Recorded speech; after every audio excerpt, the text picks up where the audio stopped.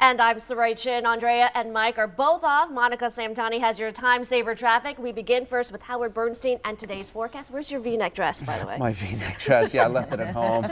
It's with my twin set. How's that? Right. Although cold enough this morning. Cold enough this morning, you're going to need a jacket or something. We'll get some 40s, even frost out in the Shenandoah Valley. And this time it will be foreign policy, and that's the focus of the final debate. But both campaigns argue their vision for America is what will win them the White House. Susan McGinnis has the latest. Matt Jablow spoke with a Washington woman about the profound influence Senator McGovern had on her and on our nation.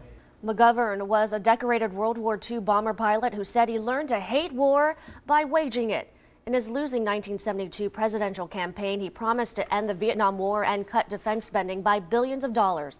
This morning, we have some good news to report when it comes to metro escalators. 4:43 on your Monday, and we're starting off a little bit chilly, but hey, it seems like it's going to be mild later on today. It's going to be a great. And hundreds of people from many different cultures and ethnic backgrounds gathered this weekend for the World of Montgomery Festival. It got underway. The star of a CBS hit is also making an appearance on the big screen. Well, the woman was knocked unconscious by her attacker on the Capitol Crescent Trail. 9 News Now reporter Kristen Fisher is live. A police officer faces up to 10 years in prison after his conviction on assault charges. A Prince George's County jury found. Metro starts a series of public hearings about proposed bus service changes tonight, and one idea is to avoid part of Southeast D.C. at night because people have been hurling rocks at the buses. It happened on the W6 and W8 routes in a couple of neighborhoods off Stanton Road. Tonight's hearing is at the Department of Housing and Community Development. Well, police uncover more information about the gunman who opened fire at a Midwest spa. That story is coming up. Jury selection begins later this morning in the trial of an FBI agent in Prince George's County. 37-year-old Adrian Johnson is still ahead. A local woman remembers the late Senator George McGovern and how he influenced her life.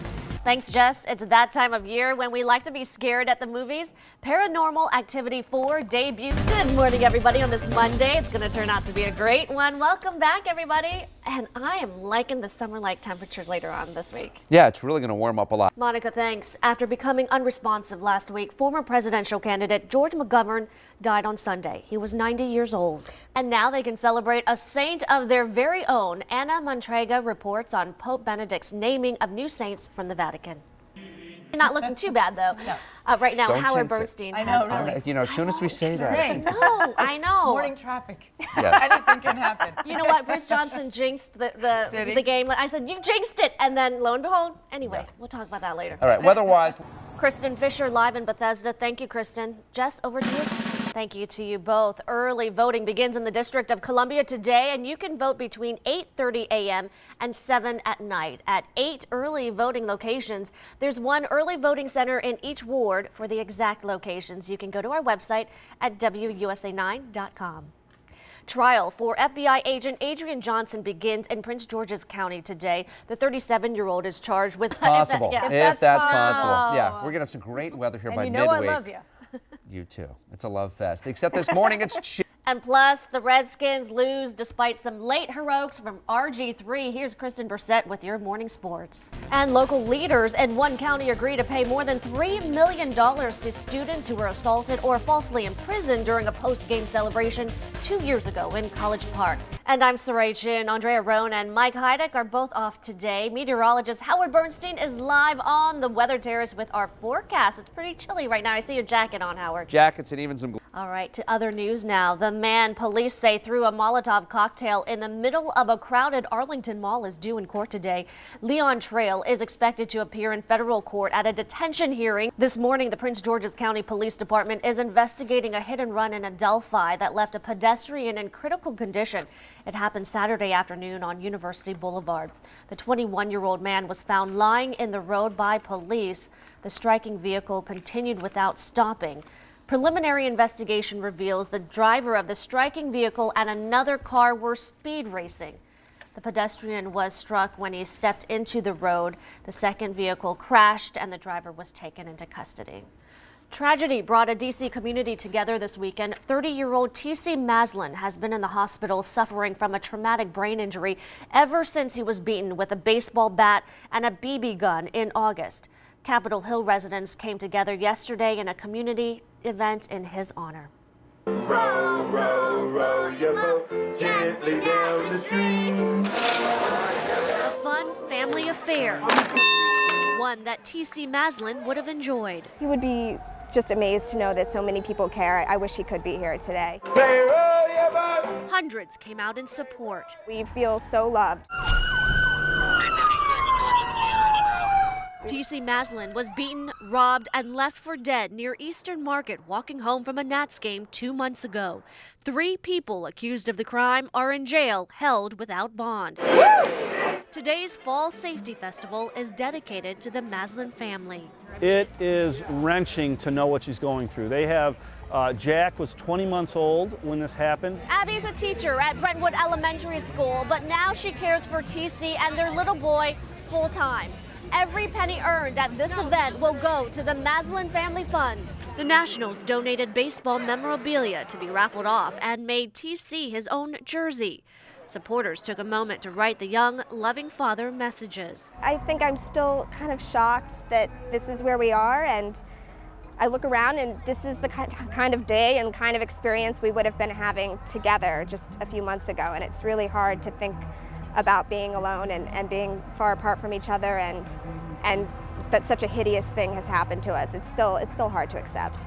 TC will have to learn how to speak, walk, and make up for lost time, missing out on his son's life, who's 2 weeks shy of his 2nd birthday. He misses his dad, and it hurts because he's always asking about him, and I have faith that he's going to walk again. I know that I need to expect a very, very long recovery. Yeah.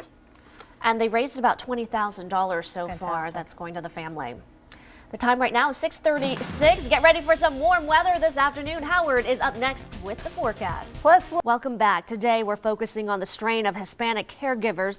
The obligations are deeply felt in many Hispanic families, and even those with limited resources still follow through on the assuming responsibility for their loved one. We like it, Howard. Thanks so much. For the first time in nearly 8.5 months, commuters will be able to use the escalators at DuPont Circle South. The transit agency held a Plus, find out why investigators think yesterday's deadly shooting at a Wisconsin day spa may be linked to a domestic dispute. Howard and I. At 9:30 p.m., officers responded for a call of a vehicle accident. I'm empty. I've raised this boy from a baby. Waveney Blackman, the grandmother of 22-year-old Clay David Wills, tries to figure out how to move forward without her right-hand man in life and in business. There's a hole in my heart. I didn't give him life, I didn't birth him, but I took him from a baby. And he's my only grandchild. And I was grooming him to run my business. I love you, Clay.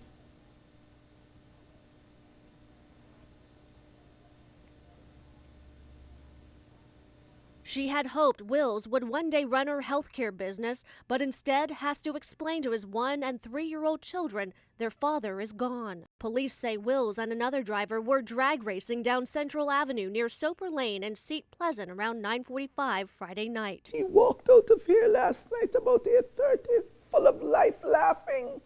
His little girl was here sitting in this chair with me. She said, "Daddy, where are you going? You going to work?" And I laughed and I said, "Yes, he's going to his other job."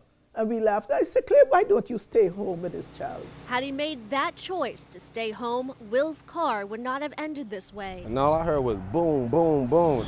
Slamming into a Metro bus as it made a left turn on Soper Lane. Everybody speed, the buses even speed. The second driver lost control, hitting a street sign, but survived. Police say both speed and alcohol were factors in this deadly crash.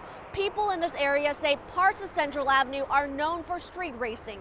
Will's grandmother says she didn't know her grandson to be involved in any reckless behavior. Racing? I never heard Clay being a racer. And so it would be a choice, making this trip to Chuck E. Cheese with his daughter one of the last joyous moments. A last picture. That's him and her out there when he's taking his girl to school. A last family photo. Never leave the house without a kind word, because you never know. I never knew it was my final farewell. In Bowie, Surae Chin, 9 News Now. Well, you might want to take advantage of this weekend to get your home in order in case we do lose power, as we just discussed. Surae Chin has more on what you can do right now so you're not left in the dark later. Many of us know what it's like to be in total darkness. That's why it's crucial to have your home protected and stocked up with candles or flashlights. It's important to take care of any tree trimming you need to do. And don't forget to clean out those gutters. Charge your phone. Fill up your bathtub in case the water supply goes dry.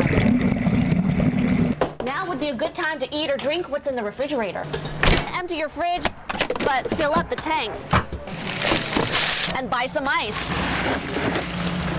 Have to get ready, have 3 kids at home, and we better be ready. Now off to the grocery store.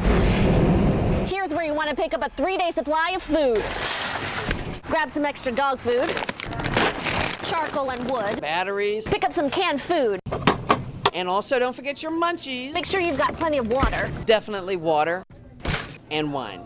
Have all the chips and munchies and gourmet cheese that you would like to weather out this storm. In Northwest, Surae Chin, 9 News Now. Now, blocks of dry ice is not only a hot commodity, which is what we're looking at for Halloween, but also for storm preps. That's right. I know, right? So this is about 7 pounds, which in your freezer should last about 1 day. Okay. So keep that in mind. That cost me about 14 bucks. Okay. On the other flip side, you might want to have some boiling water in case you're on a boil order or that you're on well water. So that's always good to have. Make sure, and that's why you have the bathtub. What else water. do you have here? You've got candles, batteries. I always saw people stocking up on this at the Rite Aid today. Yep. Lots of water they're stocking up, and also a can opener. You know, you buy all those cans of food. Sometimes you've already got the automatic opener, but you know, you want one that's handheld. And you really don't want to be looking for it in the dark. You want to know where things are. Yeah, you kind of want to have that kit ready to go now, a couple days before the storm hits. That's when you want to, you know, have it right there with you, not in Great the dark. advice and easy things that people can do now. Yeah, Thanks get that a dry lot. ice. I learned that from derecho, right? There you go. Now, so no matter where you are, we've got ways that you can make